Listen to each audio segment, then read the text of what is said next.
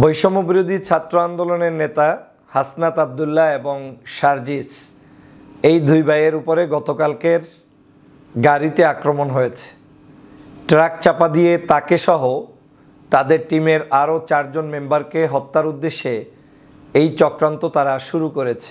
আপনারা জানেন যেই ট্রাকটি দিয়ে হাসনাত আবদুল্লাহ এবং সার্জিস ভাইয়ের গাড়িতে আক্রমণ করা হয়েছে, ওই ট্রাকের মালিক আওয়ামী লীগের এবং ওই ট্রাকটি 5ই আগস্টের পর থেকে এই যে জুলাই বিপ্লব হয়েছে, এই জুলাই বিপ্লবের পরবর্তীতে এখন পর্যন্ত নাকি মাঠে নামে নাই, এই প্রথম রাস্তায় নেমেছে এবং সেদিনই ওই গাড়িতে আক্রমণ করার জন্য চেষ্টা করেছে।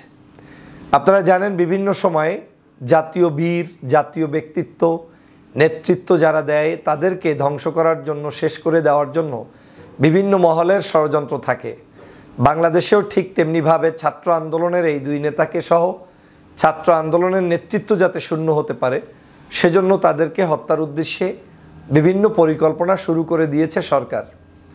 আজ একটু আগে সার্জিস সাহেবের একটা স্ট্যাটাসে দেখলাম গতকালকের আক্রমণ করার শুধুমাত্র নয়, গতকালকে আক্রান্ত হওয়ার পরে হাসনাত আবদুল্লাহকে তার কুমিল্লার বাড়িতে নামিয়ে রেখে সার্জিস ঢাকাতে চলে এসেছেন। কিন্তু সার্জিস ভাই আজকে বলার চেষ্টা করছেন যে আজকেও হাসনাত আবদুল্লাহর গাড়িকে ফলো করে সামহাও কোনো একটি গ্রুপ তাকে চাপা দেওয়ার চেষ্টা করেছে, যেটা তারা বুঝতে সক্ষম হয়েছে। তার মানে এটা একটি পরিকল্পিত, এটা একটি বিভিন্ন বিদেশি গোয়েন্দা সংস্থা, দেশের মধ্যে কোনো কুচক্রী মহলদের চক্রান্তের অংশ এবং তারা যে কোনো মূল্যে এই গাড়ি লেলিয়ে দিয়ে তাদেরকে রোড অ্যাক্সিডেন্টের নাম করে হত্যা করার জন্য নেমে পড়তে পারে বলে আমি মনে করি। গতকালকের সেম ঘটনা আমার সাথে ঘটেছে। আমি ঠাকুরগাঁওতে সফরে গিয়েছিলাম, লম্বা জার্নি আমি ড্রাইভ করেছি।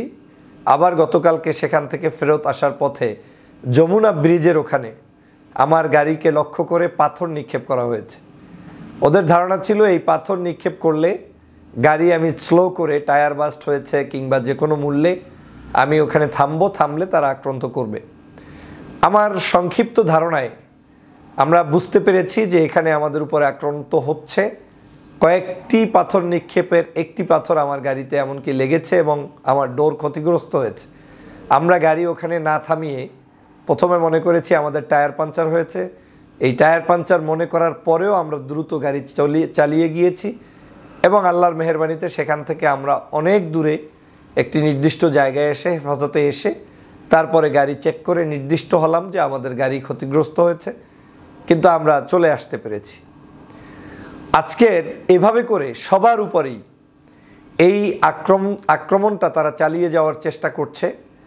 এর মধ্য দিয়ে প্রমাণ হচ্ছে এই ফেসিবাদ যে কোনো মূল্যে আওয়ামী লীগের দোসররা তারা বাংলাদেশের যারা যারা দেশের জন্য কথা বলছেন, লড়াই করছেন, তাদেরকে যে কোনো মূল্যে বিভিন্নভাবে আক্রান্ত করতে চায়, তাদের কাজগুলোকে দমন রাখার জন্য এই ধরনের কাজ করতে চায়। আর সবচেয়ে সহজ মাধ্যম হচ্ছে আপনাকে যে কোনো মূল্যে গাড়িতে চাপা দেওয়া, আপনার জীবনকে অবসান করা। এই ধরনের কাজ তারা হাতে বেছে নিয়েছে এবং টার্গেট ভিত্তিক কিছু কিছু মানুষকে তারা শেষ করার জন্যও মাঠে নেমেছে।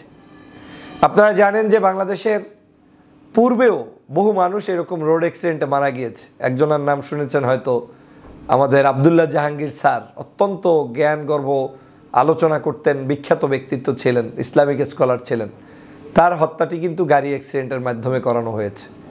আমাদের বিএনপির সাবেক অর্থমন্ত্রী এম সাইফুর রহমান সাহেব, গাড়ি অ্যাক্সিডেন্টের মাধ্যমে তাকে হত্যা করা হয়েছে। এভাবে করে বাংলাদেশের অনেক জায়গায় দেখবেন যারা যারা একটু ভালো অবস্থান করছেন এবং যে কোনো মূল্যে ভোকাল হিসেবে অবস্থান করছেন অথবা জাতির সম্পদ, তাদেরকে এভাবে কিন্তু চক্রান্ত করে হত্যার খেলায় তারা মেতে উঠেছে। বাংলাদেশ সরকারকে অনুরোধ করব, আমাদের এবং আমাদের যারা কথা বলছেন, যারা নেতৃত্ব দিচ্ছেন, প্রত্যেকের নিরাপত্তা দেওয়ার দায়িত্ব আপনাদের।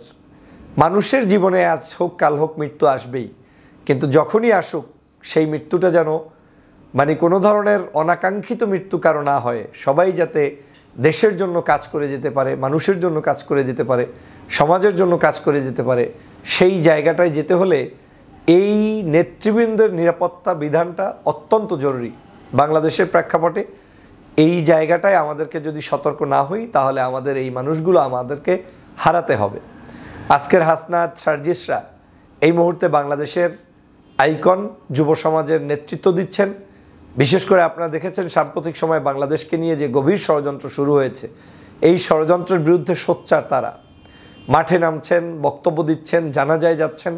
আপনারা জানেন ইসকনকে নিয়ে গত কয়েকদিন পর্যন্ত বাংলাদেশের যে অবস্থা তৈরি হয়েছে, একজন ব্যক্তি চিন্ময়, এই চিন্ময়ের গ্রেপ্তারকে কেন্দ্র করে আমাদের একজন মুসলিম ভাইকে পর্যন্ত হত্যা করেছে। আমরা অত্যন্ত শান্তিশিষ্ট, আমরা অত্যন্ত শান্তভাবে থাকতে পছন্দ করি। এদেশের সকল জাতিগোষ্ঠীর সাথে আমাদের মুসলিমদের সম্পর্ক রয়েছে। আমরা কখনো সংঘাত চাইনি বলেই বাংলাদেশের কোথাও এই সাইফুল হত্যার পরেও কোনো মুসলমান কারো উপরে একটা টোক্কা পর্যন্ত দেয়নি। এটাই আমাদের বৈশিষ্ট্য, এটাই আমাদের চরিত্র।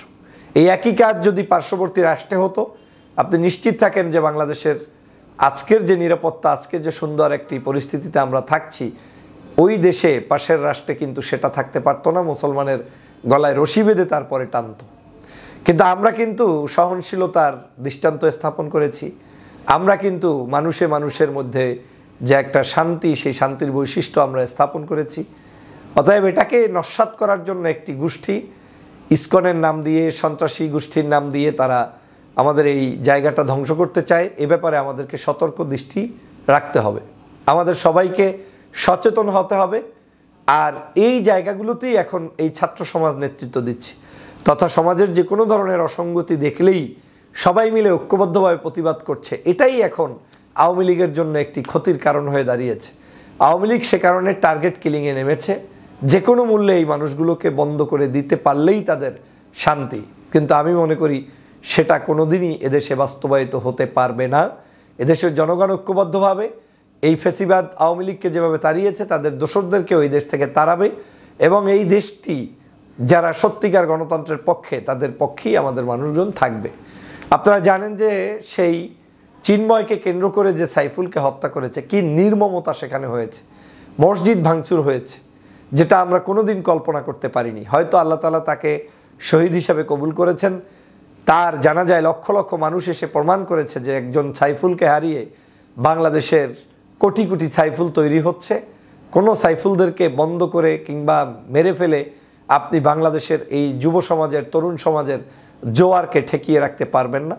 এই ধরনের গাড়ি কিংবা চাপা দিয়ে, ট্রাক চাপা দিয়ে কিংবা মানুষকে হত্যার জন্য নেগেটিভ কোনো কাজ করে আপনারা কোনো রেহাই পাবেন না। আগামীর বাংলাদেশ, তারুণ্যের বাংলাদেশ, আগামীর বাংলাদেশ আমাদের যুবক তরুণ সকলের মিলে ঐক্যবদ্ধভাবে একটি সুন্দর সমাজ প্রতিষ্ঠার বাংলাদেশ। অতএব এই বাংলাদেশে আমাদের সকলের নিরাপত্তা বিধান নিশ্চিত করতে হবে। মনে রাখবেন, বাংলাদেশের যদি আপনি আপনার চোখের সামনে দেখা ছোট ভাইদেরকে গুরুত্বপূর্ণ মনে করে নিরাপত্তা না দেন, তাহলে একসময় আপনাদেরকেই পস্তাতে হবে। অতএব আসুন প্রিয় ভাইরা, আমরা সকল প্রকার ষড়যন্ত্র ঐক্যবদ্ধভাবে যেভাবে রুখে দিব, আমরা আমাদের ভাইদেরকেও আগলে রাখব এবং তাদেরকে ভালোবেসে আগামীর বাংলাদেশ বিনির্মাণ করব, সেই প্রত্যাশা রাখছি। ভালো থাকবেন, সুস্থ থাকবেন। আল্লাহ হাফেজ।